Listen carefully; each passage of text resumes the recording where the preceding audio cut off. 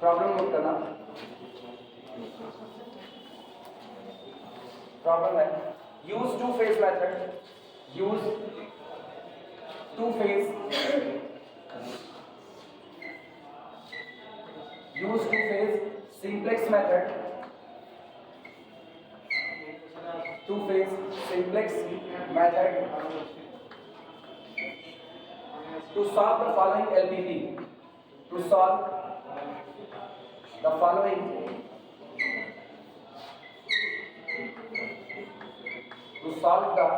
following LPP।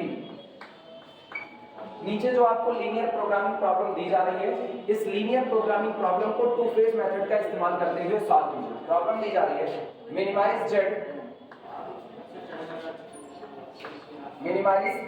z is equal to x1 plus x2 subject to constant।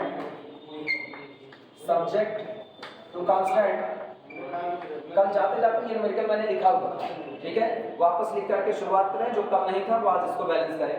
Subject to constant, पहला constant दिया गया है 2x1 plus x2 greater than और equal to 4। अगला दिया गया है x1 प्लस 7x2 ये ग्रेटर देन और इक्वल टू 7। और non negativity restrictions x1, x2 greater than और इक्वल टू 0। जो लोग प्रॉब्लम नहीं लिखे प्रॉब्लम नहीं करें, शुरुआत करें।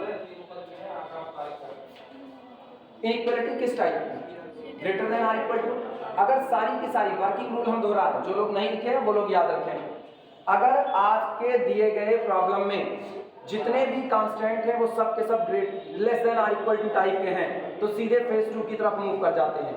लेकिन अगर एक भी कांस्टेंट लेस देन और इक्वल टू टाइप का ना हुआ तो इसका मतलब फेज 1 तुरंत का तुरंत अपना रोल प्ले करेगा।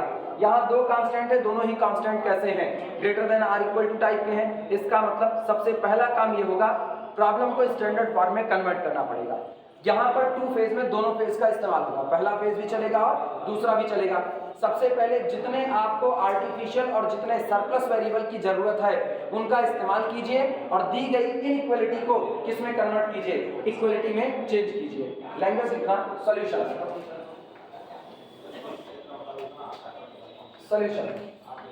सॉल्यूशन मिलता यूज या इंट्रोड्यूस करना, ज्यादा से introduce surplus and artificial variables, introduce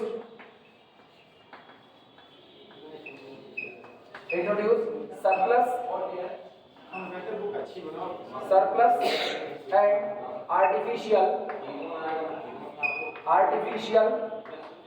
variables।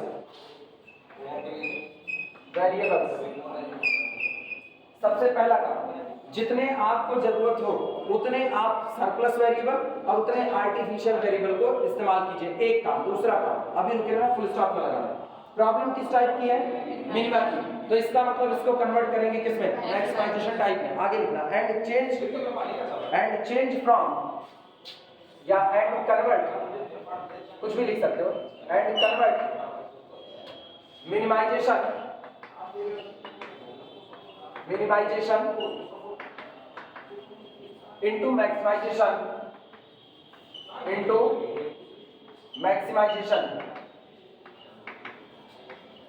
into maximization by proper way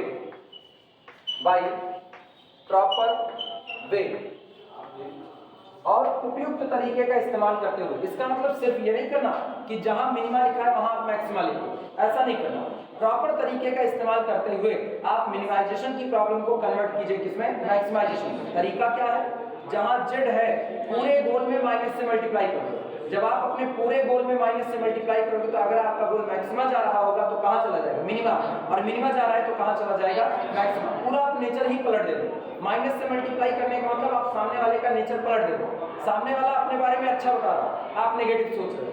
सामने वाला अपने बारे में जितना अच्छा बताएगा आप उतना ही ज्यादा मोर नेगेटिव सोचोगे कि नहीं? इसका मतलब नेचर पलट गया। तो जब एक माइनस साइन से मल्टीप्लाई होता है तो जो प्रॉब्लम मिनिमा की है वो कन्वर्ट हो जाती है किसमें? मैक्सिमा।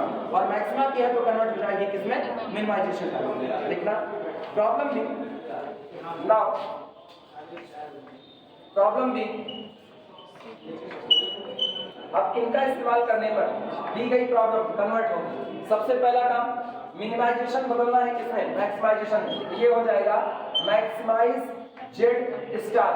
जेड स्टार का मतलब समझना, जेड स्टार का मतलब है कि पूरे गोल में कितने का मल्टीप्लाई हुआ, माइनस का, तो Z star is equal to minus Z, वो हम लास्ट में जाकर के लिखेंगे। ठीक, दिस इज इक्वल टू, सुनो ये कितना है प्लस x1, ये कितना प्लस x2, लेकिन जब माइनस से मल्टीप्लाई हुआ तो माइनस x1 और कितना हो गया माइनस x2, लिखा जा सकता है। पहला काम। दूसरा काम है सरप्लस और आर्टिफिशियल को उनकी जगह पर इस्तेमाल करना।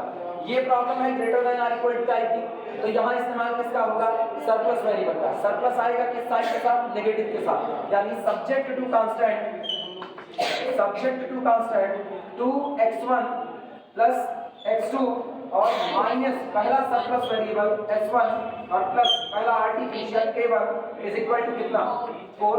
अगला लिखते हैं x1 plus 7x2 minus s2 और फिर अगला artificial plus a2 is equal to कितना हो गया 7।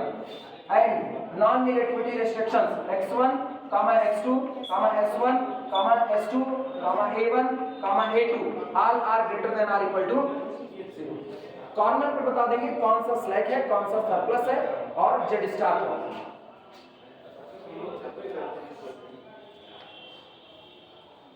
यहां कॉर्नर पे बता रहे हैं वेयर, जहां पर Z star is nothing, it is minus Z. ठीक, एक काम हुआ। और s1 s2 ठीक आर सरप्लस ठीक, माइनस s1 माइनस s2 कर देना, जोड़े ही गए हैं। Minus s1 minus s2 are surplus a1 a2 are artificial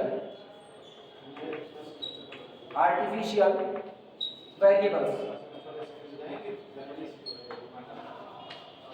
artificial variables. और ये लोग किसका काम करते हैं, आर्टिफिशियल वेरिएबल का काम करते हैं।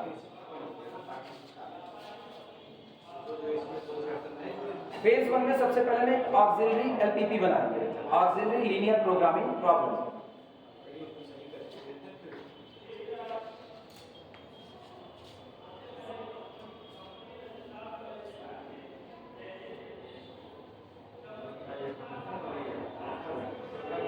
अब एक कोई खराब पन्ना निकालो, शायद हम लाइव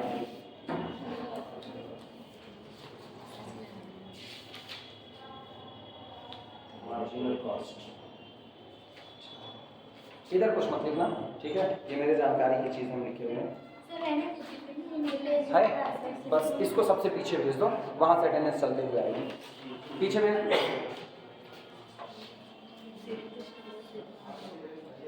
एक तरफ से उधर से अटेंडेंस चलाना, वहां हो जाएगी, इसके बाद इधर से अटेंडेंस चाहिए। ठीक, अब मुझको हर दिन का डेटा चाहिए, जितने दिन कौन कौन आ रहा है, मजबूरी है, करना पड़ेगा ना। पढ़ने वाले ऐसी लापरवाही करते हैं तो बेकार लगता है। सबसे सीनियर क्लास, जब सबसे सीनियर क्लास गलती करती है तो जूनियर तो गलती करेगा, देख करके ही लोग सीखते हैं। तुम लोग सीख ही नहीं पा रहे हो, पता नहीं सिखाया नहीं गया या सीख नहीं पा रहे हो। Class is the well defined correction of object, सिखाया ही नहीं गया होगा तो सीख कहाँ से पाओगे। क्लास बहुत बड़ी चीज़ होती है, पता है। तुम लोग जो क्लास को इनकार कर देते हो, नहीं हम क्लास नहीं करेंगे, ठीक है, हम भी मान रहे हैं। कई क्लासेस में हो सकता है समझना आता है, पॉसिबिलिटी है कई क्लासेस में समझना आता हो, ठीक। इससे ये मतलब थोड़ी कि तुम सारी क्लास छोड़ करके भाग जाओगे, फिर सब तो नहीं छोड़ सकते। तुम बिना किसी की क्लास में बैठे कैसे डिसाइड कर सकते हो कि उस क्लास में बैठने का बेनिफिट है या नहीं। और अगर कोई ये सोचे कि हम पहले दिन आ गए, पहले दिन की कोई क्लास चल रही है, कल एमए की क्लास चली थी, कल पहली बार न्यूमेरिकल एनालिसिस क्लास कितने लोग लिए थे, ईमानदारी से ना करो, पहली बार कितने लोग क्लास लिए थे कॉलेज में, सारे लिए हुए थे, शुरुआत से लेते आ रहे एमए की क्लास नहीं ना, तो काहे झूठ बोल रहे हो, किससे झूठ बोल रहे हो, हमसे। हम वही डिपार्टमेंट बैठते हैं ना, वहां से पता रहता है डिपार्टमेंट में कौन आगे आ रहा है कौन जा रहा है, वहां से पता है तुम्हारे लिए हम नए होंगे, इस कॉलेज के लिए हम नए नहीं हैं। इस कॉलेज में मेरा पहली बार एडमिशन 2007 में हुआ, 2007 से लेकर के 10 तक हम इस कॉलेज में पढ़े हुए हैं, और 10 के बाद हम यहाँ से निकले हुए 2012 में हम यहाँ पढ़ाने वापस आए, और 12 से लेकर के 17 तक हम यहाँ पर पढ़ाए हुए हैं, और 17 के बाद छोड़ करके गए हुए अपनी तैयारी के लिए, और फिर लौट करके आए हुए। तो मेरे लिए कॉलेज बहुत पुराना हम ऐसे को हमको कौन जरूरत है परेशान होना, बैठो 10 बैठो 4 बैठो, मेरे से क्या मतलब है? कोई मतलब नहीं है। मेरे से केवल एक मतलब है, इस कॉलेज में मेरा बचपन बीता है और हम इस कॉलेज में पढ़ाए हुए हैं। मुझको पता है इस कॉलेज में 3rd ईयर की स्ट्रेंथ 280+ बैठती थी। इस कॉलेज में 3rd ईयर 280+ बैठता था। फर्स्ट ईयर एडमिशन संदीप जिस बैच के ना, उस बैच में 750 एडमिशन हुआ था। 2 सेक्शन बनाने पड़े थे, लड़के और लड़कियों के अलग अलग। इस क्लास में जब यहाँ से बैच छोड़ी जाती थी मैथमेटिक्स की क्लास की, तो मैथ की क्लास के लिए अगर तुमको दिवाली चौराहा पहुंचना है तो अपने 15 मिनट खर्चा करने पड़ते थे, इतना जाम लगता था। 430 445 की यहाँ पर अटेंडेंस होती थी। जहाँ मिनिमम अटेंडेंस हुई है फर्स्ट ईयर की, मिनिमम, मुझको अपनी क्लास याद है। 1 हफ्ते के बाद एग्जाम है और 1 हफ्ते के पहले क्लास चल रही है।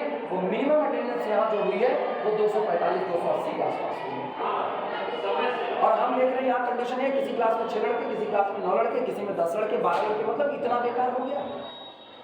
मेरे को खलता है क्योंकि हम यहाँ वो काम करके गए, मुझको पता है इस क्लास में ऐसी स्टूडेंट बैठी हुई है। अब मेरे को खल रहा है तो मेरे को ये काम करना मजबूरी है। भीड़ नहीं बटोरना चाहते कि भीड़ बटोर जाए, स्टूडेंट इकट्ठा करना चाहते हैं वो मायना जो पढ़ना चाहते हैं। ये नहीं गली में टहल रहे हो झोला लेकर के, टहलते हो झोला लेकर के पढ़ाई नहीं होती। या आप गली इस गली टहल रहे हो। तुम में से कई लोग होंगे जो कलियरने की पहली क्लास अटेंड किए होंगे या दूसरी या तीसरी अटेंड किए होंगे, और क्लास कब से चल रही है। सामने वाला पागल है कि सामने वाला आकर के चिल्ला करके जा रहा है, और तुम लोगों के चक्कर में वो पागल हैं जो डेली आ रहे हैं, क्योंकि वो भी तो ये बात सुन रहे हैं। बोला जाएगा तो वो भी सुन रहे हैं। और इसीलिए हम ऑनलाइन प्लेटफॉर्म पे बोल रहे हैं कि लोगों को भी पता चले 3rd ईयर वालों की क्या करतूत है। इसीलिए बोल रहे हैं लोगों को पता चले 3rd ईयर वाले कितने मतलब सिंसियर है अपनी पढ़ाई को लेकर के। घर बैठ करके पढ़ाई कर लोगे। भगवान मालिक है यार, कैसे पढ़ाई करते हो, भगवान मालिक है कैसे क्या सिखाए।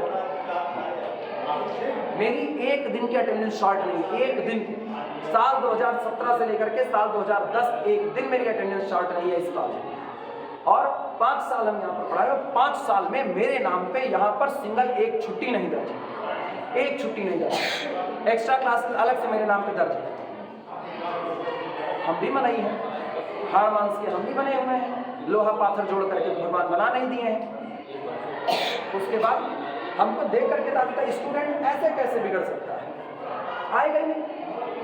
किसके भरोसे बैठे हुए हो, किस्मत के, हर दिन साथ नहीं दे, एक दिन वो भी बिगड़ जाएगा।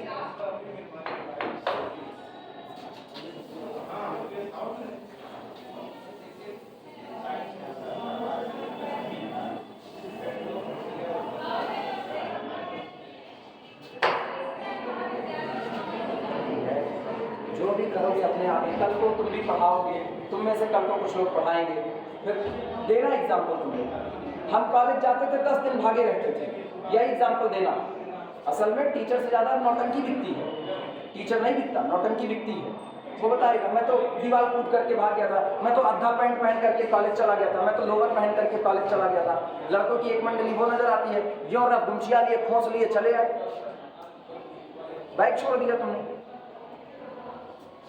तुमको बुरा लगता होगा, लगता है मेरे को कोई फर्क नहीं पड़ता है। हमको पता है स्टूडेंट कैसा होना चाहिए, मुझको वही स्टूडेंट चाहिए, बाकी मुझको चाहिए ही नहीं। छोड़ दो क्लास, क्या फर्क पड़ रहा है। Phase 1,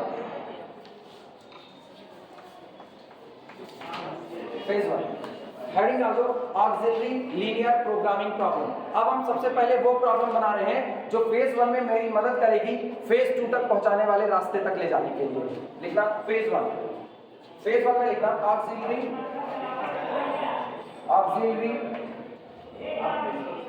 linear programming problem B, auxiliary LPP. Working rule अगर याद हो तो वर्किंग रूल में कहा जाता था जब आप ऑक्सिलरी लीनियर प्रोग्रामिंग प्रॉब्लम तैयार करते हैं तो अब जो आपका ये ऑब्जेक्टिव फंक्शन बना हुआ है मैक्सिमाइज जेड स्टार, इसमें आप अपने सारे के सारे डिसीजन वेरिएबल और अपने सारे के सारे सरप्लस या स्लैक जिनका भी आपने इस्तेमाल किया है उनका सबका कोफिशिएंट कितना चढ़ जाएगा, 0।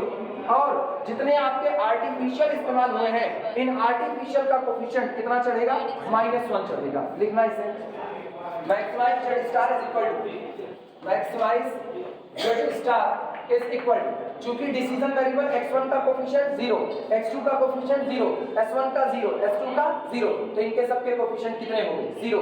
और a1 और a2 दो बचे, इनके आ गए -a1 -a2। नोट करो। और subject to constant as it is उतार देना। सब्जेक्ट टू कांस्टेंट रखो। कौन कौन से हैं?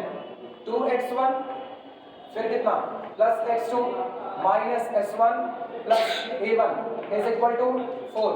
अगला x1 plus 7 x2 minus s2 plus a2 is equal to 7। और लास्ट में non negatively restrictions and x1, x2, s1, s2, a1, a2 are greater than or equal to 0।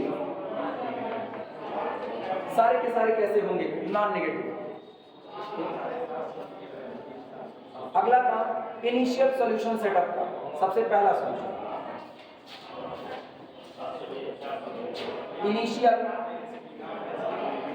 Initial solution.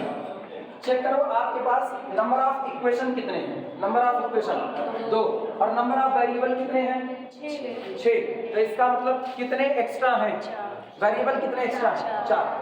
Total 4 variable की value set कर दो, कितना? 0। लेकिन ये 4 कौन है जो 0 सेट किए जाएंगे? ये वो होंगे बराबर के लेफ्ट साइड में बैठा हुआ बचाया जाएगा। मतलब a1 बचेगा, a2 बचेगा, बाकी सारे सेट कर दिए जाएंगे कितने? 0। तो हम लोग कहेंगे टेक x1 बराबर x2 बराबर s1 बराबर s2 all are is equal to 0। वो सारे मैंने कैसे कर दिए? 0। तो आपको इनिशियल सॉल्यूशन क्या मिला? a1 बराबर बोलो 4, a2 इज इक्वल टू 7। ये इनिशियल सॉल्यूशन मिला। अब पहली टेबल इस इनिशियल सॉल्यूशन के आधार पर बनेगी। नोट करो बस पहली टेबल में काम करता हूं।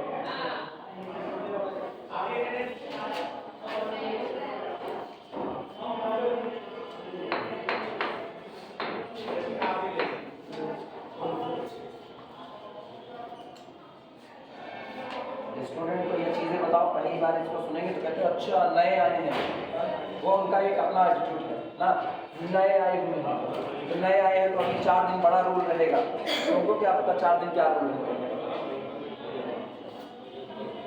हम शुरू से यही एक काम करते हैं।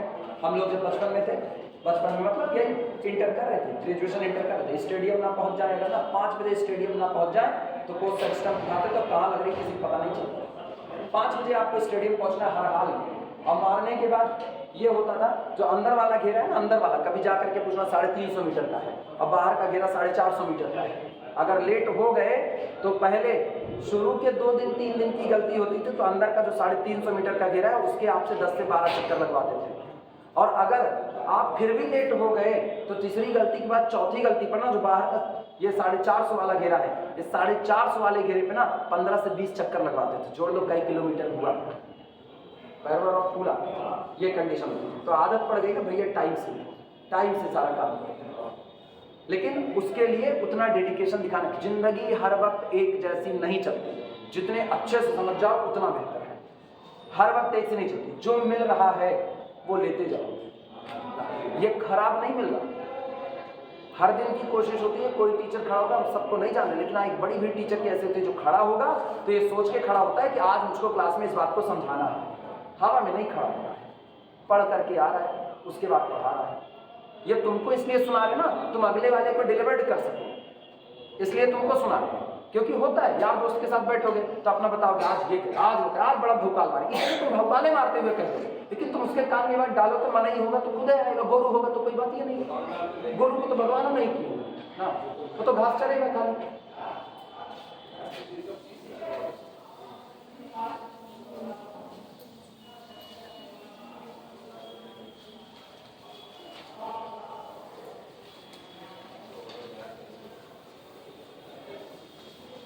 टेबल सेटअप करो। सबसे पहला कॉलम किसी को याद है? सीबी यानी कोफिशिएंट ऑफ बेसिक वेरिएबल। कौन आया बेसिस में? a1 और a2 बेसिस में आ गए तो coefficient of basic variable in objective function. दूसरा कॉलम क्या होगा? Small b value of the basic variable. तीसरा column capital B value of the basic variable, नहीं वेरिएबल इन बेसिस। जो आपके वेरिएबल बेसिस में आ रहे हैं। तीसरा column small b that is equal to xb यानी value of the basic variable. इसके बाद फिर आपके जो भी डिसीजन वेरिएबल हैं, जो भी स्लैक सरप्लस है वो आए, और लास्ट में मिनिमम एक्सचेंज रेशियो। सबसे ऊपर कौन? cj, सबसे नीचे कौन? zj। बनाओ टेबल। इधर अपने पास कौन होगा? इधर होगा cb, ठीक। इसके बगल में कौन होगा? Capital B variable in basis. इसके बाद small b that is equal to xb जिसको कहा जाता है। अब वेरिएबल पहला है x1, दूसरा है x2, तीसरा कौन? s1, अगला कौन? s2, फिर कौन? a1 और कौन? a2। मिनिमम एक्सचेंज रेशियो का कॉलम रख देना है यहाँ पर। ऊपर कौन रहेगा? cj। आओ देखो कौन कौन से वेरिएबल में बेसिस आएंगे, कौन कौन से बेसिस में वेरिएबल आएंगे। पहला कौन? a1, दूसरा कौन? a2। a1 का कोफिशिएंट ऑब्जेक्टिव फंक्शन में कितना? -1, तो यहाँ हुआ माइनस। a2 का कोफिशिएंट -1, ये दोनों हो गए। cj देखना, गोल में x1, x2, s1, s2, यहाँ देखो इनके कोफिशिएंट कितने? तो 0 0 0 0, लेकिन a1 का कितना? -1 और a2 का कितना? -1, ये -1, ठीक। इनकी वैल्यू कितनी आई है? a1 की वैल्यू उसके सामने लिखो कितना? 4, a2 की वैल्यू 7, x1 का कोफिशिएंट क्या कांस्टेंट है? 2 1, तो यहाँ पर हुआ 2 1। अगला x2 का बोलो 1 7, ये रहा 1, ये रहा 7। अगला बोलो -1 0, अगला 0 -1। पहले में s2 नहीं है लेकिन दूसरे में है, किसके साथ? -1 के साथ। a1 पहले में है दूसरे में नहीं है, a2 पहले में नहीं है दूसरे में है। नोट कर लिखना आया टेबल। नए लोग एलपीपी की पहली क्लास किसकी है? वो लोग हाथ ऊपर करें, आपकी उठा दीजिए। और कोई है एलपीपी की पहली क्लास वाला?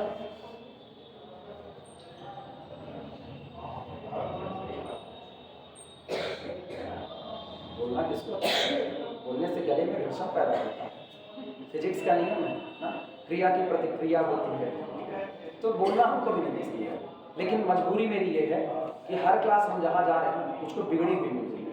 पहला सेमेस्टर सुधर जाएगा, पहला सुधर जाएगा, और एकदम नए हैं ना, उनको अपने हिसाब से ढाल देंगे। तुमको मेरी बातें बड़ी खराब लग रही होंगी, फिर 2 साल पढ़ लिया, हमको कोई बोल रहे नहीं किया, आज 21 साल आए हमको बोलने, हम क्या बुरा लगता है, कुछ कह नहीं सकते, लेकिन तुमको सुधरना पड़ेगा।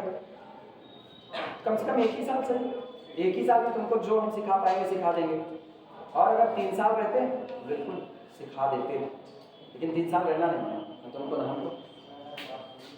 ZJ लिखो, ZJ कैसे कैलकुलेट करेंगे वो सुनो, जिन लोगों को नहीं आता वो इसको छोड़ना मत, ये हमारी बात है अपना, ठीक। इसे नहीं छोड़ सकते।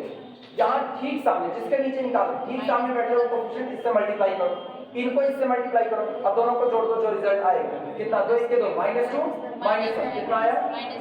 -3 -2 -1 -3। अगला -1 -7 -8, अगला -1 बाकी तो 0 ही था, ये 0 -1 अगला कौन? -1 0 यानी -1 0 -1 ये आ गया ZJ। अगली कैलकुलेशन किसकी? CJ ZJ। इनका हल ये ऊपर बैठा है CJ, नीचे है ZJ, घटाओ सीधे 0 -3 +3, 0 -8 +8, 0 -1 -1, 0 -1 -1 that is -1 + 1 0 -1 + 1 0। ये रहा, ये आपका हुआ CJ, ये आपका हुआ ZJ, और CJ नीचे CJ ZJ। अगला काम होगा ये चेक करना क्या कंडीशन ऑफ ऑप्टिमलिटी आई या नहीं आई। जितने CJ ZJ हैं वो सारे <0 टाइप के नहीं है, कुछ लोग पॉजिटिव बच गए, जो पॉजिटिव बच गए उनमें से कौन चुना जाएगा? लार्जेस्ट पॉजिटिव चुना जाएगा। कौन है इसमें से? 8, तो इसको ऐसे दिखा देना, लार्जेस्ट पॉजिटिव, ठीक। इसका मतलब इसके ठीक सामने बैठा हुआ वेरिएबल x2 वो बेसिस में एंटर करेगा, x2 enter the basis, enter the short में लिखने x2 enter the basis, x2 basis में एंटर करेगा। आउटगोइंग अभी थोड़ी देर में बताते हैं।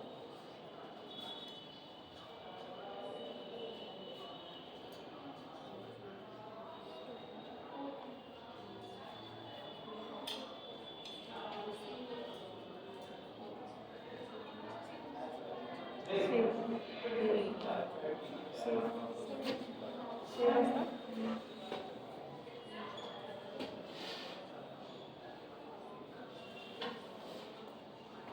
Exchange ratio, minimum exchange ratio ये आपका होता है XB। XB का मतलब यहाँ पर बैठी हुई value divided by incoming vector का कोफिशिएंट। इनकमिंग वेक्टर कौन है? X2, तो डिवाइडेड बाई X2। लेकिन ये याद रखना, ना तो नेगेटिव से डिवाइड होगा ना तो जीरो से, दोनों से डिवाइड नहीं होगा। आओ देखते हैं, यहाँ कोफिशिएंट कितना?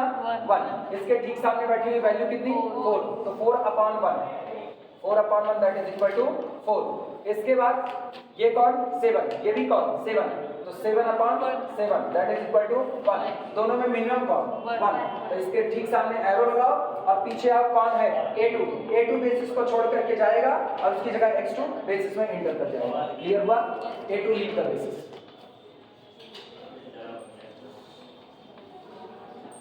A2 leave the basis. A2 basis को छोड़ करके जाएगा, उसकी जगह पर X2 बेसिस में एंटर करेगा।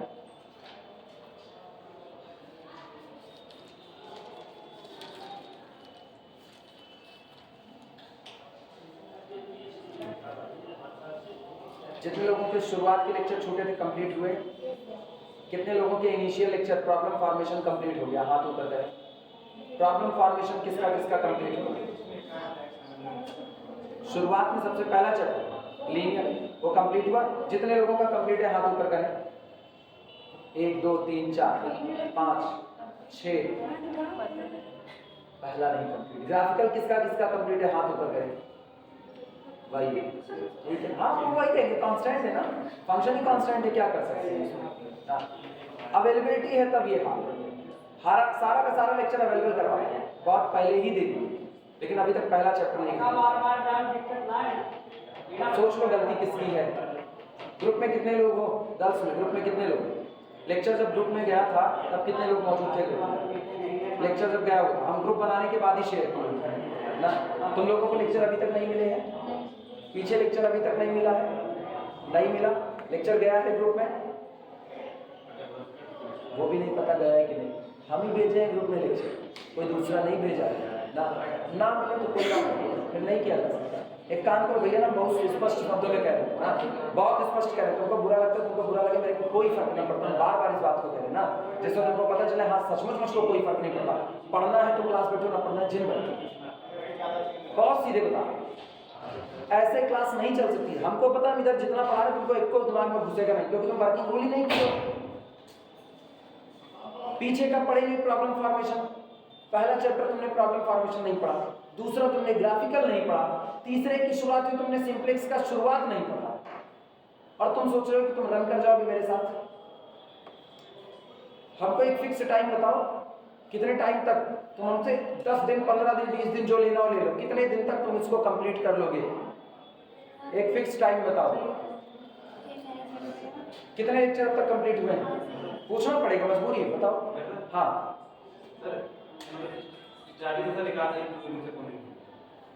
टोटल कब तक कंप्लीट कर पाओगे? एक टाइम बताना, फिर हम कॉपी जमा कराएंगे। अब तुम तय करके बताओ कॉपी कब जमा करोगे। हम क्लास नहीं बिगाड़ना चाहते, तुम लोग बिगाड़ रहे हो। हम इग्नोर नहीं कर सकते, मेरी सबसे बड़ी दिक्कत हम इग्नोर नहीं कर सकते हैं। हम बाकी लोगों की तरह इग्नोर नहीं कर पाएंगे। कितने दिन में जमा करोगे कॉपी? एक फिक्स डेट बताओ, 10 दिन 15 दिन 20 दिन महीना 2 महीना, एग्जाम बाद डेट बताओ मुझको बस। कितना? 15 दिन बाद। आज कितनी तारीख है? आज 19 है। 15 दिन हमको याद रहेगा ना, तुम्हारी कॉपी 15 दिन के बाद हमको क्लास में चाहिए, ठीक? कितने दिन बाद? हाँ 20, टोटल 20 दिन, ठीक है। मगर देखो, या तो क्लास आना छोड़ दोगे या तो कॉपी कंप्लीट करके रखो। कितने दिन? 6 दिसंबर। बगल में 15 दिन, बगल मंडे, पीछे कितना? ठीक है। लेक्चर आज फिर शाम को हम फिर से डिलीवर करेंगे, ठीक? 20 दिन तुम्हारा। बगल में कितना? 20, बगल 20 बगल कितना 10 दिन बगल अगले वाले टर्म पर ना। ठीक, इधर कई दिन में बच्चे लेक्चर रिकॉर्डिंग चल रही है, हम पूछ रहे हैं सीधे सीधे कितने दिन में अगले सैटरडे सारा कंप्लीट होगा। बगल कंप्लीट है टोटल, बगल कितने दिन में सैटरडे बगल 10 दिन कितने दिन में 10 दिन। तुम्हारा या तो क्लास आना छोड़ दोगे तुम लोग ना, नहीं छोड़ोगे हम खोज करके लाओ ना, ये जाने रखना। अभी तुम लोग पागलों से पाले नहीं पड़े, हम सही जब किए इस मामले में। कितने दिन में 1 दिसंबर ना, इधर कितने दिन में तुम्हारा 10 दिन, तुम्हारा इधर कंप्लीट है। ठीक, इधर वाले लोगों का सुनो, एक फिक्स डेट बता रहे हैं, आज 19 नवंबर है, आज 19 नवंबर, तुमको इतना टाइम दे रहे हैं मुझको ये सारी की सारी कॉपी 10 दिसंबर के बाद 10 दिसंबर के बाद जो मेरी पहली क्लास होगी उसमें मुझको सारी कॉपी कंप्लीट चाहिए। इतना हम मौका दे रहे हैं तुमको, ठीक है। और ये नहीं कि सिर्फ वही लेक्चर, साथ में जितने चल रहे हैं मुझको ये सारे के सारे लेक्चर और सारी कॉपी जमा होगी, हम 1 बाय 1 एक कॉपी चेक करेंगे। 10 दिसंबर यही टाइम नोट कर लो, 10 दिसंबर को मुझको इस क्लास में जितने लोग मौजूद हैं उनकी सबकी कॉपी जमा चाहिए, हाँ या ना। नहीं, ज्यादा नहीं है, हम इतना दे रहे, इसके बाद कोई बहाना मारा तो हम उसको बाहर का रास्ता दिखाएंगे, करना पड़ेगा। अब हम क्या करें इसमें, हम पढ़ा रहे, तुम अलग दुनिया में जी रहे हो।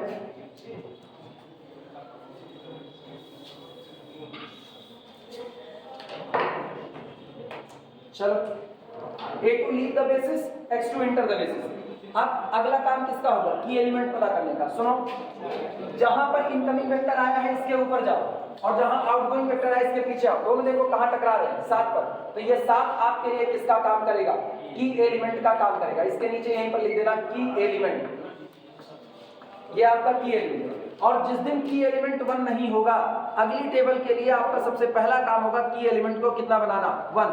किसका यूज करते हुए, एप्रोप्रिएट रो ऑपरेशन का यूज करते हुए। कैसे, सुनो, यहां से लेकर के पीछे के ये 2 नहीं देखे जाएंगे, स्टार्टिंग के 2 कॉलम छोड़ दो, तीसरे कॉलम से लेकर के और यहाँ वेरिएबल तक के जो कॉलम है यहाँ तक आपको केवल और केवल एक काम करना है कि पूरी रो को 7 से क्या कर देना है, डिवाइड। क्योंकि 7 से डिवाइड करते ये कितना हो जाएगा, 1। आई बात समझ में, लिखना। फॉर न्यू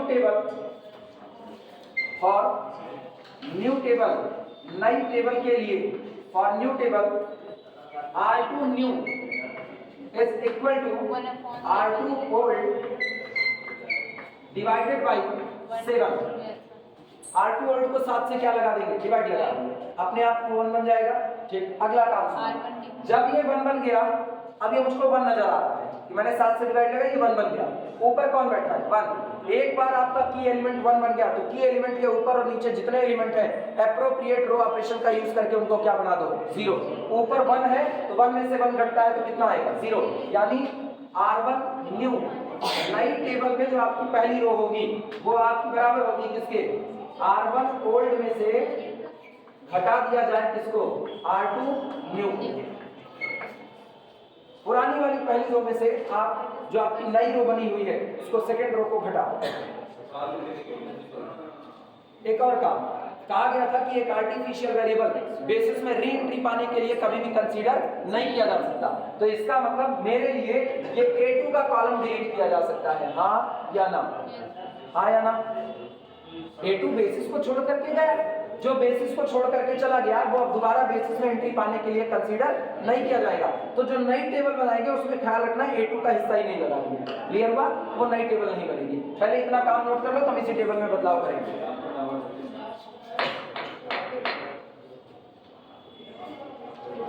हो गया है,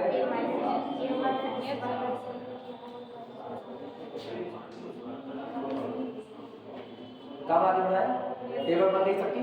सुनो, इसमें हम 7 से डिवाइड लगा रहे हैं, लेकिन सबसे पहला काम A2 को बेसिस से बाहर कर रहे हैं। कुछ मिटाए बाकी है, टेबल में तो कुछ नहीं बाकी ना, ठीक है। A2 बेसिस से बाहर गया तो A2 अपने कोफिशिएंट के साथ बाहर जाएगा, उसकी जगह पर कौन आएगा?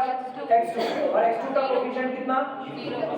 ठीक, अब पूरे में 7 से डिवाइड लगाओ, 7 से डिवाइड लगाएंगे तो ये कितना? 1, ये कितना?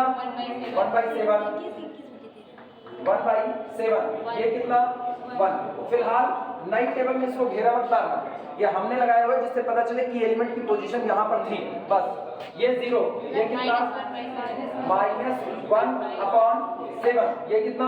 0, और A2 का कॉलम डिलीट, A2 का कॉलम ही डिलीट कर दिया गया। क्लियर हुआ? अगला काम सुनो, ऊपर वाले में से नीचे वाले को सीधे घटा दो, तो बोलो ये मत टच करना, इसको एज इट इज रहने देना। 4 - 1 कितना? 2 - 1/7 कितना? 13/7, इसको करो 13/7। 1 - 1 ये कितना? 0, -1 - 0 -1, फिर 0 - -1 1/7। अगला 1 - 0 कहाँ? नहीं, -1 में से 0 हटाएंगे तो माइनस, इसमें ये कितना था? ये 0 था, तो 0 में से माइनस को घटाएंगे तो माइनस प्लस 1/7। क्लियर हुआ? ठीक, अगला काम, अब ये की एलिमेंट नहीं मिला, नई टेबल मॉडिफाइड करो, ये फिर से कैलकुलेट होंगे, इनका सबका काम खत्म है। नई टेबल सामने मौजूद है,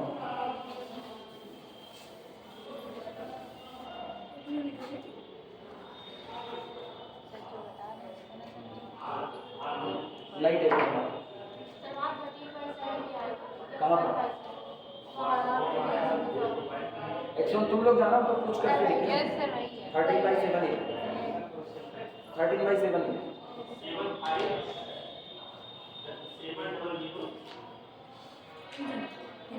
टेबल बन जाए तो हम वापस जेड को कैलकुलेट करें।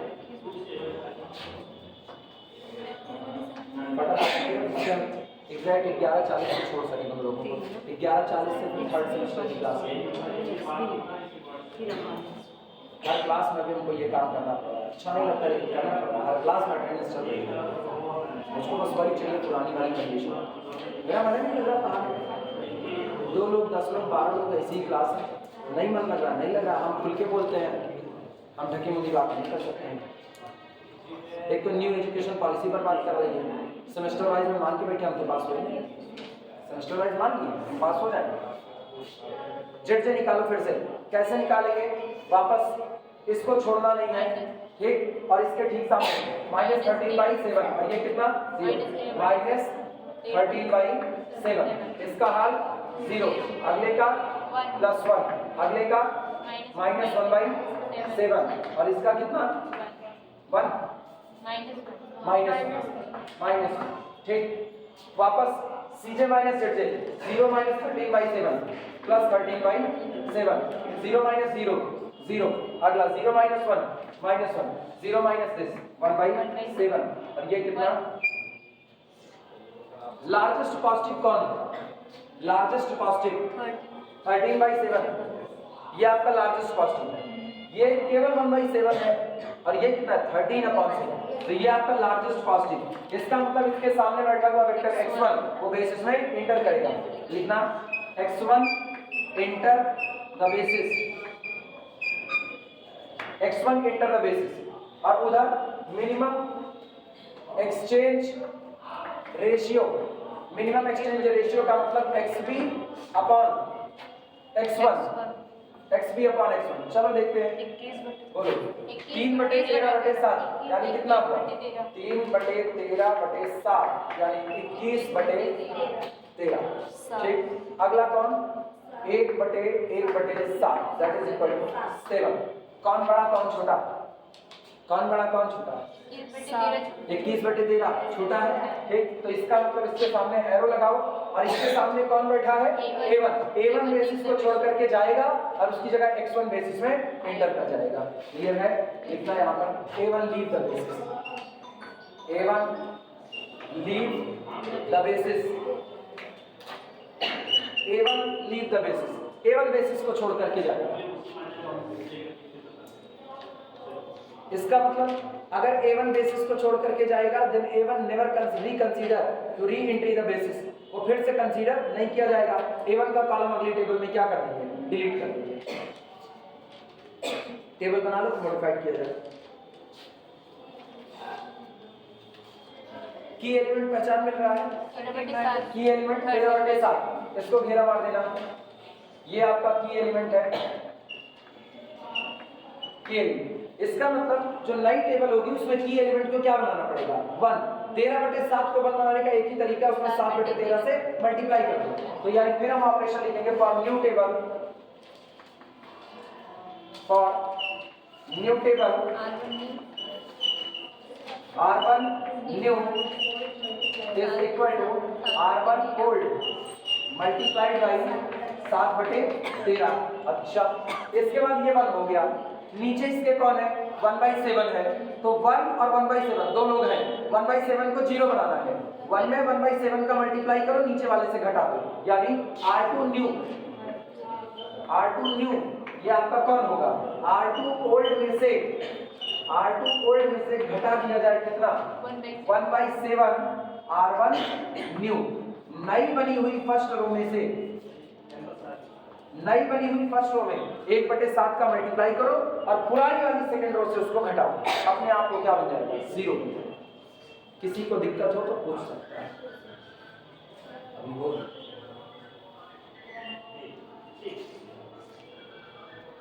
क्या दिक्कत, हाँ थोड़ी देर बाद अभी नहीं बोलो का स्टार्टिंग से लिया नहीं है ना क्लास, तो इस वजह से यूनिवर्सल टीचर, इससे कौन इनकार कर सकता है।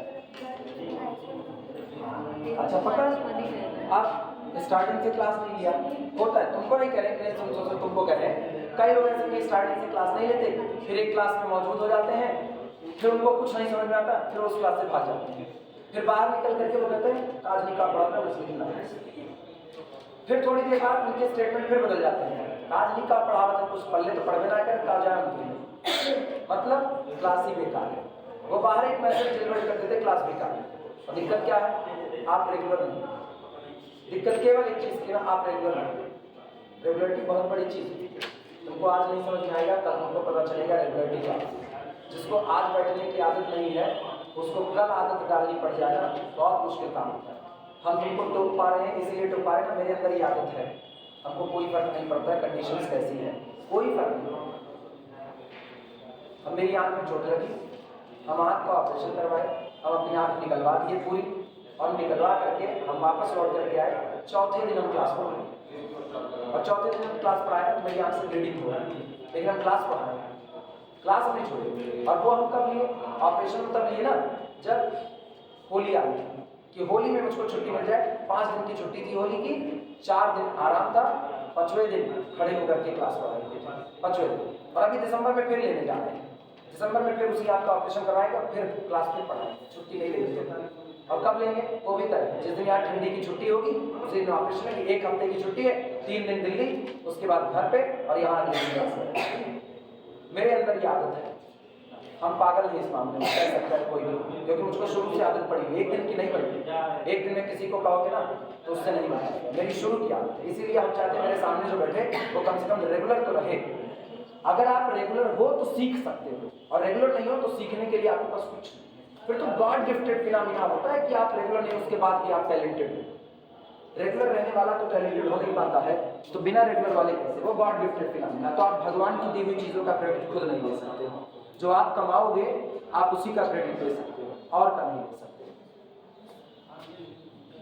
अप्लाई करो, सुनो, किसको बेसिस से बाहर निकाला, अभी बेसिस को छोड़ के कौन है, कौन है, A1 को बेसिस से बाहर, उसका कोफिशिएंट भी उसके साथ गया, कौन री इंटर हुआ, बेसिस में एंट्री कौन था, x1, तो यहाँ आया x1, उसका कोफिशिएंट कितना, ये रहा, ठीक। अब अगला काम आगे बढ़ाओ, सबसे पहला काम की एलिमेंट को कितना बनाना, 1 बनाने के लिए पूरे में कितने का मल्टीप्लाई, 7/13 का करो, इसमें 7/13 का, 7 में 21/13, तो ये आपका हो गया 21/13, 7/13 का मल्टीप्लाई किया, ये कितना हो गया 1, ये कितना 0, 7/13 मल्टीप्लाई करो, -7/13, -7/30। अब सुनो 7/13, 7 से 7 कटा 1/13, 1/13। और इसको कुछ मत करो, ये डिलीट करो, A1 बेसिस को छोड़ करके जा चुका है, तो A1 का कॉलम डिलीट कर दिया जाएगा। अब सुनो, नीचे वाले को 1 बनाना है, सॉरी 0 बनाना है, ऊपर वाले में 1/7 का मल्टीप्लाई करके नीचे घटाना है। चलो भैया 1/7 का मल्टीप्लाई करो, कितना? 7 1 के साथ 7 3 21। सुनो 1/7 गुणे 21 बटे कितना 13, 7 1 के साथ 7 3 21 आया कितना 3/13।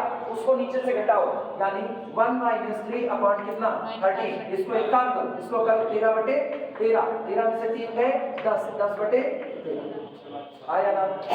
कुछ और चेक कर लो कितना आ रहा है। गलत हुआ? चेक कर लो। 1 - 3/13 पॉजिटिव ही रहेगा। 1 - 3/30, 3 रुपए के 13 टुकड़े, एक से कम आएंगे, तो इसका मतलब पॉजिटिव ही रहेगा। मेरे हिसाब से 10/13 कितना? 10/13, 10/13। चलो अगले पर आओ। अगला कितना? 1/7 से मल्टीप्लाई करके घटाया, ये कितना हो गया 0। ठीक, इधर कोई फर्क नहीं। 1/7 का मल्टीप्लाई करो तो कितना -1/30, घटाएंगे तो +1/30, ये हो गया आपके पास +1/30। 1/7 का मल्टीप्लाई करो, कितना? 1/7 नहीं सर, हाँ ठीक तो है। 1/7 का मल्टीप्लाई करके घटाओ, कितना आएगा? नहीं निकालेगा, रुके कैलकुलेटर अलाउ रहेगा, लेकिन फिर भी ये कैलकुलेशन जाने लगा। वो दशमलव में दे दिया तो बवाल है, उसको कन्वर्ट करना पड़ेगा नॉन डेसिमल। कितना? हाँ वो उसी में देगा ना, फिर उसको कन्वर्ट करना पड़ेगा नॉन डेसिमल में, तो इसलिए ये ज्यादा सही है। अरे लास्ट पॉइंट, 1/7 का मल्टीप्लाई करो और यहाँ वाले से सुनो, कुछ ना करो, इधर से नीचे से घटाना है ना, तो -1/7 माइनस 1/7, इसमें 1/7 का मल्टीप्लाई करके घटा रहे थे, तो -1/7 इंटू 30। ठीक है, -1/7 को कॉमन करो, -1/7 कॉमन अंदर आया, 1 + 1/30, इसका मतलब आया 13/13, और 13 1 14, 14/13। दिस इज इक्वल टू -1/7 14 कितना 30, 7 1 के साथ 7 दूनी 14, -2/13, -2/13 नोट करो।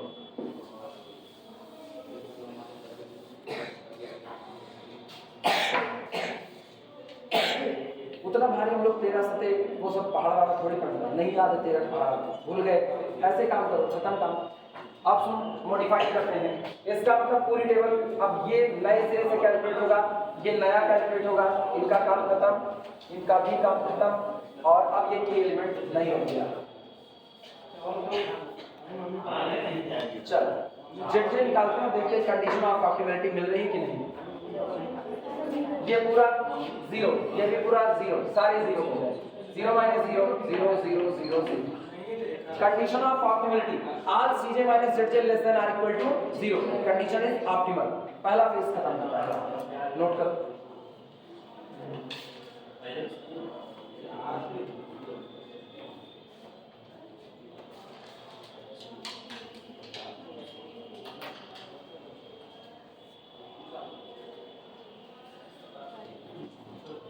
वर्किंग रूल एक बार ओपन कर सकते हो, वर्किंग रूल एक बार ओपन कर सकते हो जो हम कल लिखाए थे।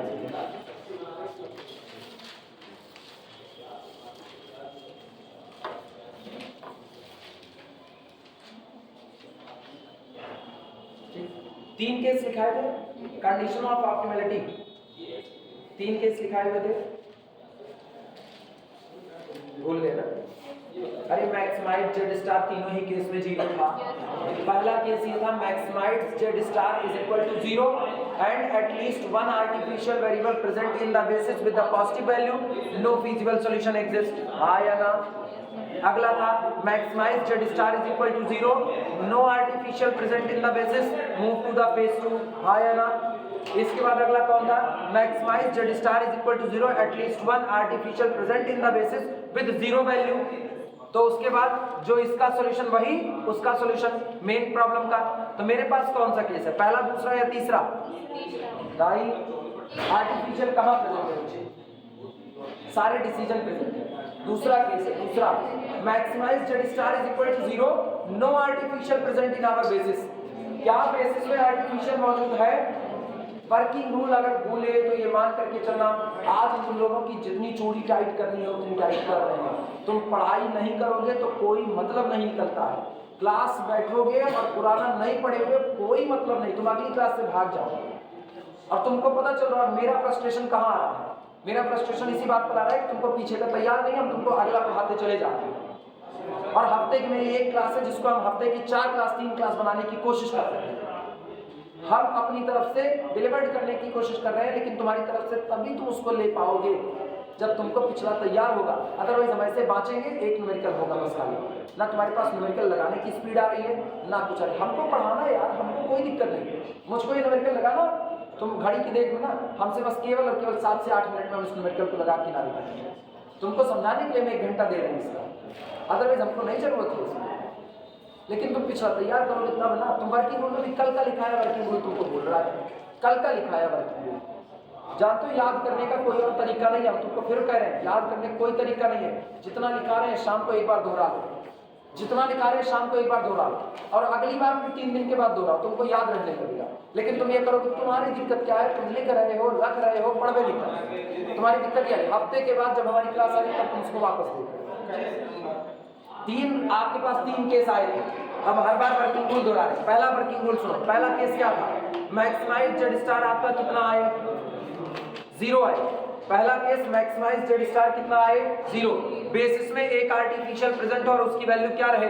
पॉजिटिव रहे, तो आपको कोई फिजिबल सॉल्यूशन मिलने वाला नहीं है। दूसरा केस मैक्सिमाइज जेड स्टार आपका कितना रहे? 0, और आपके बेसिस में कोई भी आर्टिफिशियल वेरिएबल मौजूद ना हो, तो आप मूव कर जाओगे किसकी तरफ? बेस 2 की तरफ। तीसरा केस मैक्सिमाइज जेड स्टार आपका कितना रहे? 0, और बेसिस में आर्टिफिशियल मौजूद रहे लेकिन वैल्यू कितनी रहे?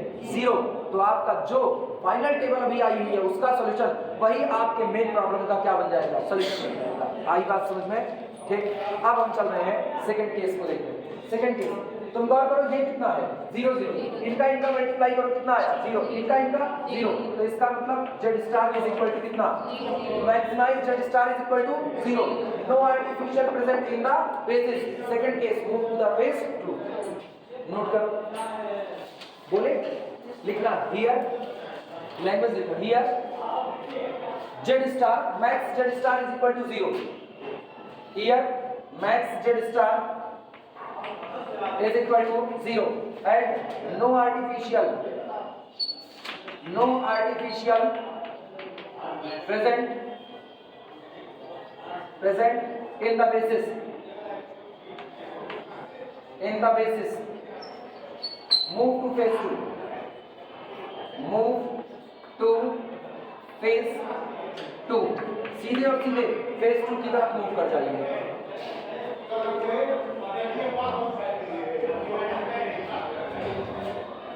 आओ फेज 2 की तरफ मूव करें।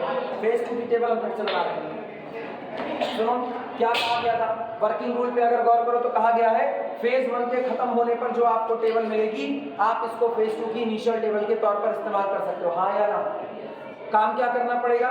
काम आपको ओरिजिनल एलपीपी की तरफ जाना पड़ेगा, यानी जो आपके डिसीजन वेरिएबल हैं जिनका कोफिशिएंट अभी तक आप 0 चढ़ाते आ रहे हो, अब आप इनका एक्चुअल कोफिशिएंट देना चालू करोगे। हाँ या ना? और आर्टिफिशियल पूरी तरह से बेसिस से जा चुके हैं। टेबल बना रहे हैं, ध्यान देना। अब इस तरफ काम करें।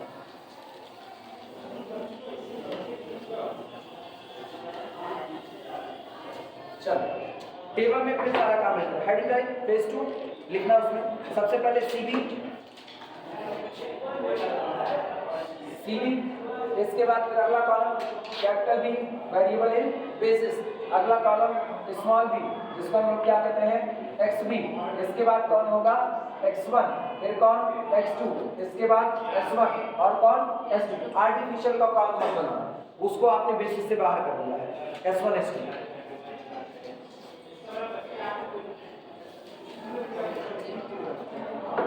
चलो ये बताओ बेसिस में कौन आया? बेसिस में x1 आया और x2 आया, ये सामने टेबल है, किस वैल्यू के साथ है, वैल्यू बताओ, वैल्यू x1 की वैल्यू बताओ, सामने है, यही वैल्यू है, अभी तक वैल्यू नहीं पहचान पाए, 21/13। अगला x2 की वैल्यू 10/13।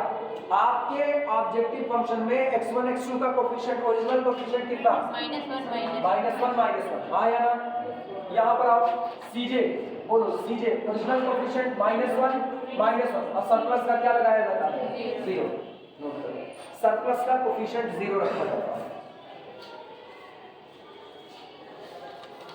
जो फाइनल टेबल बनी है ना x1 x2 s1 s2 column वाली, वही यहाँ पर छाप दो, लास्ट वाली टेबल यहाँ पर उठाओ, क्योंकि हम उसी का यूज करेंगे। तो ये कितना है आपके पास 1, ये कितना 0 0 1, यहाँ से नकल कर रहे हैं, -7/13। अगला कौन है 1/13, अगला कौन 1/13, और इसके बाद यहाँ से कौन -2/13। चलो इस टेबल का काम है।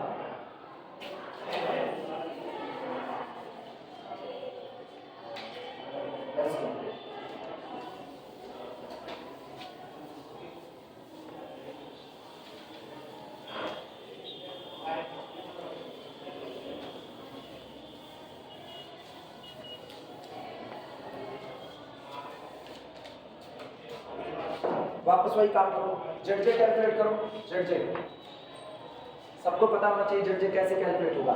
इनको मल्टीप्लाई करो, आया ना, और इनको कोई बदला नहीं करता, यहाँ ZJ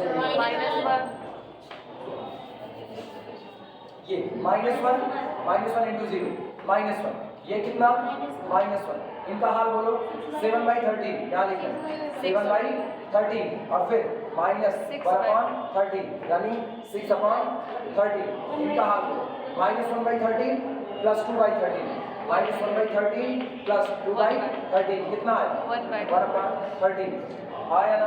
CJ - ZJ निकालो, CJ - ZJ, -1 - 1 0, -1 - 1 0, -6/13, उसके बाद -1/, क्या सारे CJ - ZJ ≤ 0 हैं कि नहीं, ये इसे लगा देना ≤ 0। कंडीशन ऑफ ऑप्टिमलिटी रीच्ड हो गया, since are CJ - ZJ ≤ 0 implies that condition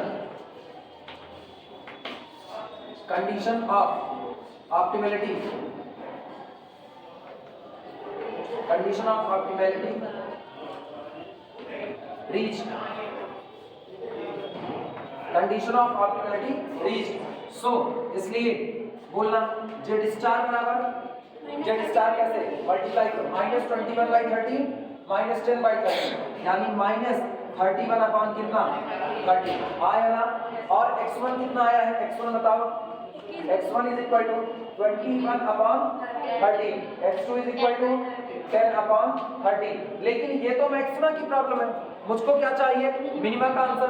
तो देयरफॉर Z बराबर बोलो, Z बराबर 31/13, क्योंकि Z स्टार कौन है -Z, तो माइनस से मल्टीप्लाई कर लो, आपको मिनिमा मिल जाएगा। तो ये हो गया 31/13, और x1 आपका कितना हो गया 21/13। वो नहीं, उधर नहीं माइनस करना, केवल नहीं उधर नहीं करना है, वो तो x1 x2 आ ही रहा है, केवल Z स्टार जो आपको मिल रहा है वो -Z मिल रहा है, और मुझको चाहिए +Z चाहिए, बस केवल।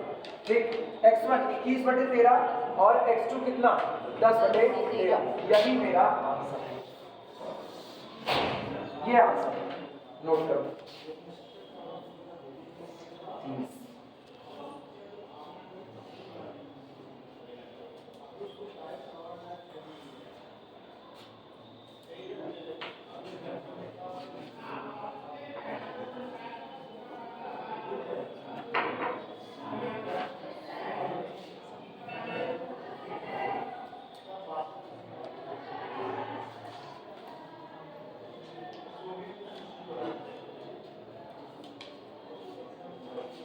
हो जाए तो अगला मेडिकल लिख लेंगे।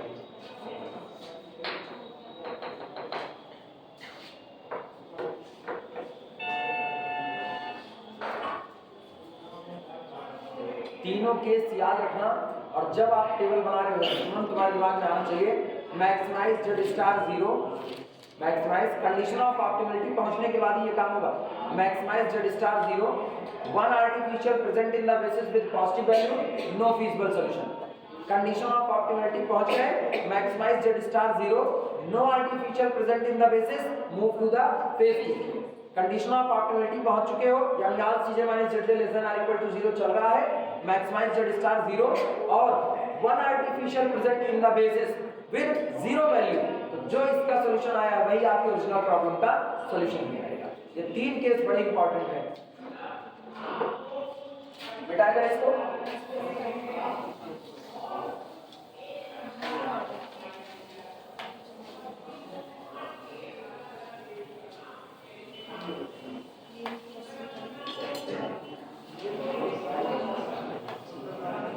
अगला नंबर देखो,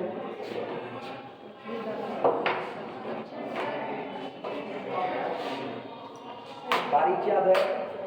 तारीख याद है कितनी? 10 दिसंबर। आज की नहीं। अब तुम लोगों को कोई और तारीख याद करने की जरूरत नहीं, एक तारीख याद करो बस था भाई, जिस दिन तुमको कॉपी जमा करना है, क्योंकि उस दिन कॉपी जमा करेंगे। 10 दिसंबर के बाद मेरी पहली क्लास में मुझको मेरी सारी कॉपी चाहिए। ठीक, वो कॉपी तुम्हारी नहीं, उस पर हम लिखा रहे तो मेरी कॉपी मुझको चाहिए, जमा करना पड़ेगा। नहीं करोगे तो ये रिकॉर्ड तुम्हारे बाइबल टाइम में रखे जाएंगे तुम्हारे सामने। हम जितना रिकॉर्ड तुमसे इकट्ठा करेंगे तुम्हारे बाइबल टाइम में वो सारा रिकॉर्ड तुम्हारे सामने रखा जाएगा। परफॉर्मेंस तो अपनी जगह है, रिकॉर्ड में लाने रखी है। ये सिर्फ किसको धमकी पर समझो कि धमकी है, ये एक बात है जो क्लास का रूल है जो हम तुमको सिखा रहे हैं। या तो तुम इस रूल को सीखोगे और या तो हम तुमसे सीखेंगे बेईमानी करना। हम सीखेंगे नहीं, तुमको सिखाएंगे। Problem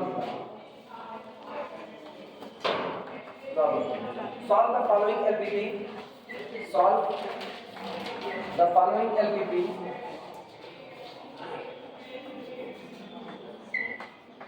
solve the following LPP by use of two-phase method, by using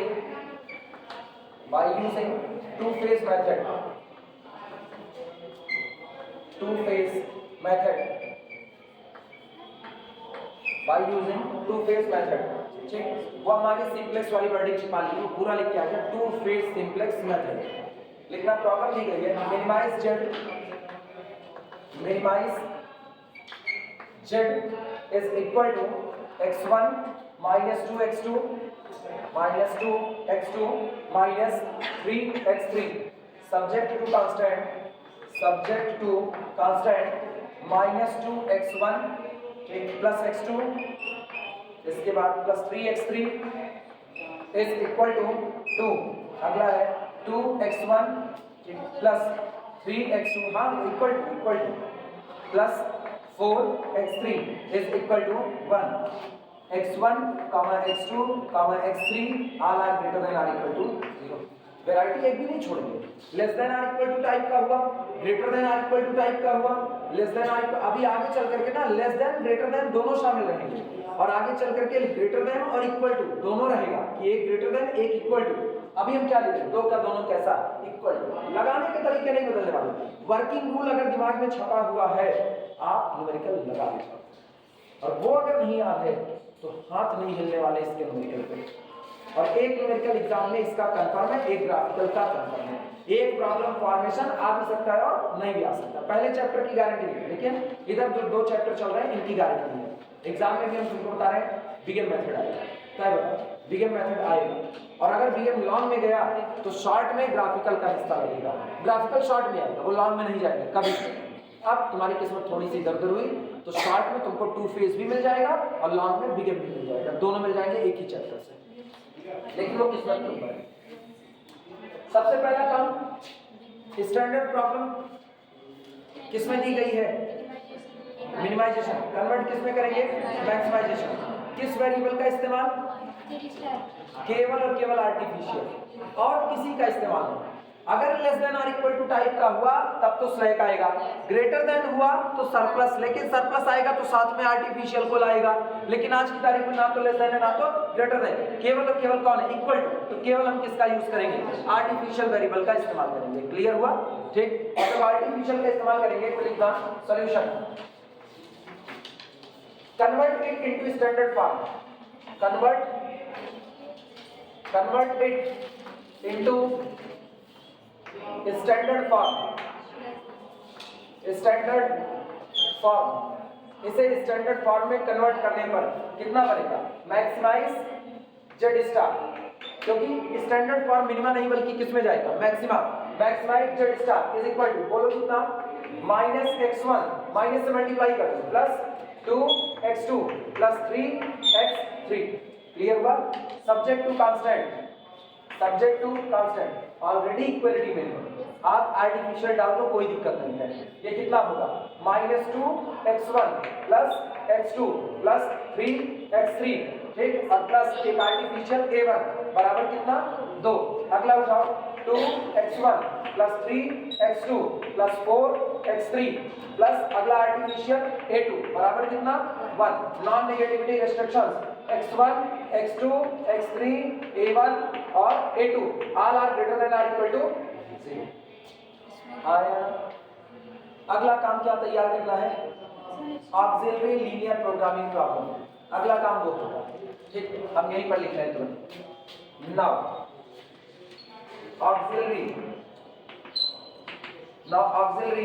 LPP B, पता है क्या होता है, जो आपका गोल है उस गोल में आर्टिफिशियल का कोफिशिएंट -1 और बाकी सबका 0। तो ऑक्सिलरी LPP क्या होगा, maximise Z star is equal to सबका 0 -a1 -a2 subject to constant STC, subject to constant कितना होगा, -2x1 फिर कितना प्लस x2 प्लस 3x3 और प्लस a1 बराबर कितना, 2।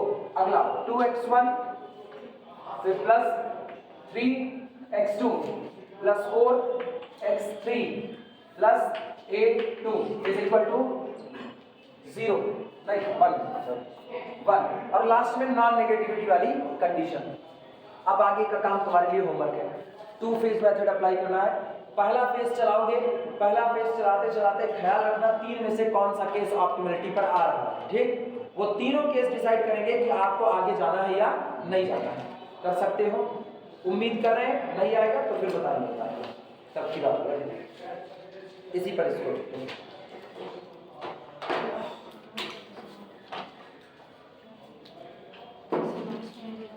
कहो तो आंसर बता दें, कोई फीजिबल सॉल्यूशन नहीं आएगा। मतलब जब तुम कंडीशन ऑफ ऑप्टिमलिटी पे पहुंचोगे तो तुम्हारा मैक्सिमाइज जेड स्टार 0 बन चुका होगा और आपके बेसिस में एक आर्टिफिशियल वेरिएबल मौजूद होगा जिसकी वैल्यू पॉजिटिव आएगी। ये इसका आंसर होगा, ये हम पहले बता देंगे, ठीक। यानी फेज 2 की तरफ नहीं जाना है, अब कम से कम फेज 1 तो सारे लोग लगा सकते हैं पीछे से वर्किंग रूल देखते हुए ना। किसी से मदद मांगो, जितने लोगों का काम छूटा हुआ, ठीक, पीडीएफ मांगो उनसे, और पीडीएफ बिना मांगे नहीं मिलेगा, नवाब बनने से नहीं मिलेगा, मांगना पड़ेगा। पीडीएफ मांगो, पीडीएफ मांगने के बाद काम कंप्लीट करो, सारे लेक्चर वापस हम वापस रीशेयर कर दे रहे हैं, वो लेक्चर लो, सुनो और सुनते वक्त सामने लेक्चर देखो, स्पीड बढ़ा करके नहीं, जितना है उतनी नॉर्मल स्पीड पर देखो। 1 घंटा 20 मिनट का क्लास है तो 1 घंटा 20 मिनट खर्चा करो, तब समझ में आएगा। ये नहीं कि 2 गुना भगा दिए, एक तो हम इससे तेज बोलते हैं, तुम 2 गुना ऐसा थोड़ी चलने वाला है, तो वो कंसीडर करो और उसके बाद फिर कंप्लीट करो। 10 दिसंबर को कॉपी, 10 दिसंबर के बाद मेरी पहली क्लास।